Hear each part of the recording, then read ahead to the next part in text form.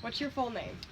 Full name is Leslie Elizabeth Robbins. Where are you from? I am from Ferndale, Michigan. How old were you on 9/11? I was 21 years old. Do you remember what you were doing when you found out about 9/11? I was a courier for Beaumont Hospital, so I was working that day.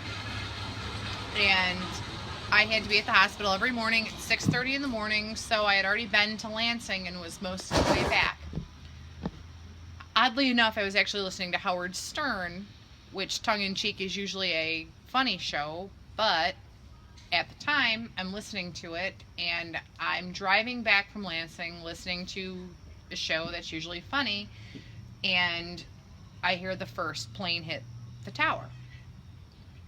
And then tongue-in-cheek, everything kind of went serious, and then all of a sudden the second plane hit. I was at 696 in Orchard Lake Road, and that's when Stern says, I think this is a terrorist attack.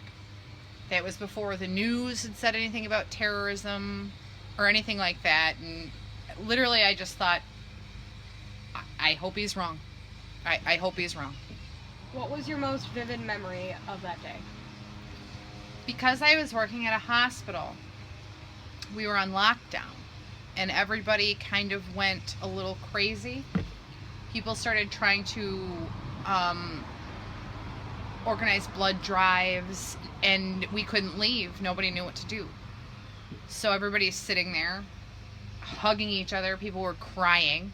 I mean, because people had relatives out in New York and could not contact them, things like that. And I just remember being literally stuck at the hospital probably about till 2, 3 in the afternoon, and I went home and spent the day with my boyfriend at the time and my parents and my brother, and we just sat there and watched the media coverage all day and all night long, crying because we felt bad for the people and just watching everything. And even though it's on TV, it was before social media, so you really couldn't grasp it other than just sitting around the TV and going, this can't be real. I mean, this can't be real, even though it was. I mean, I drove home and I saw gas stations raise their prices like to $5 a gallon, and that was before everything happened with the economy, and everybody was just freaking out. I mean, just going crazy because nobody had ever seen anything like this before.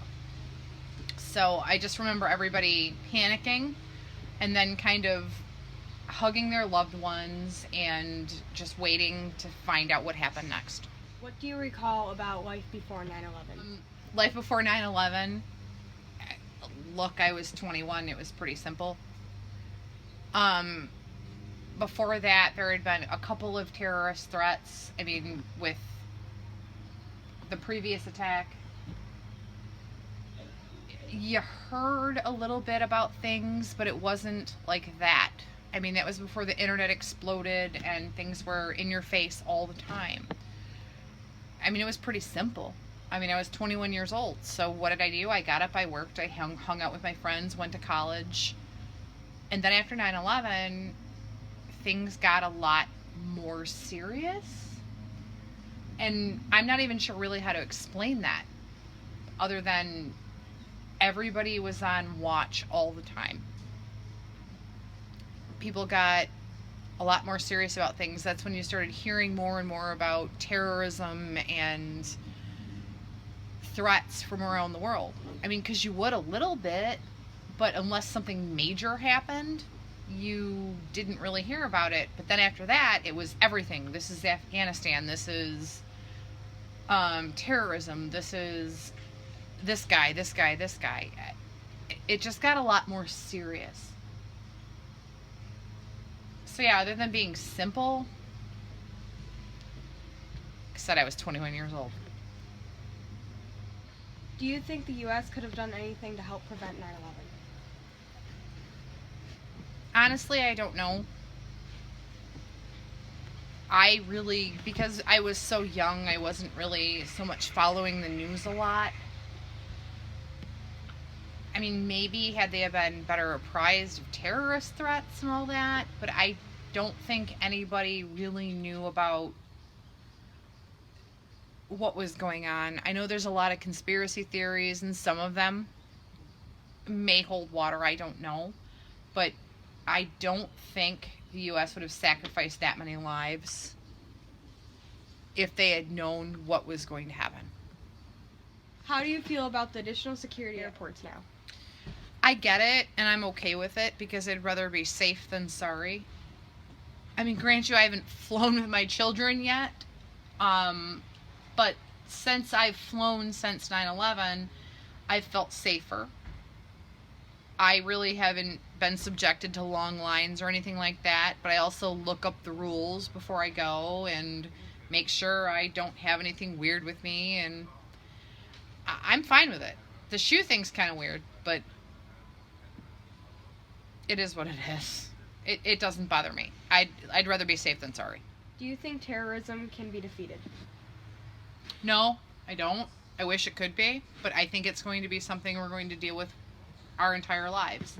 Whether it's ISIS or Afghanistan or other things, there are going to be threats that are not going to be happy about what we believe versus what they believe. It's always going to be some kind of crazy religious war. Hopefully we'll get intel that will apprise us to it so nothing like that ever happens again. As poisonous as I think the media and social media can be, it's also a great tool because people share information and you can stop things before bad things happen.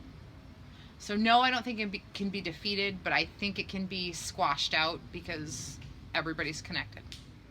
How has 9/11 changed you? 9/11 made me way more aware of things in the world. Like I said, I was 21 years old and really didn't... Look, I watched the weather in the morning to make sure my drive to Lansing was fine. I didn't really pay attention to anything other than what was going on in my community. And then 9/11 happened, and it was really the first thing. Other than, when I was young, you saw things happen, but I was so young, it was like, you can't really absorb it. That was the first event that ever wanted to make me reach out and say, we support you, we're here for you, even though there's no way for you to know it. I've read stories since 9/11, and I wish I could have done more. I mean, I did donate blood several times because I was working at the hospital to help people that needed it. It just kind of made you more aware of other people and not everything that's just going on at home. And for somebody who is young and is just aware of themselves, to have something like that happens, it kind of rocks you to the core.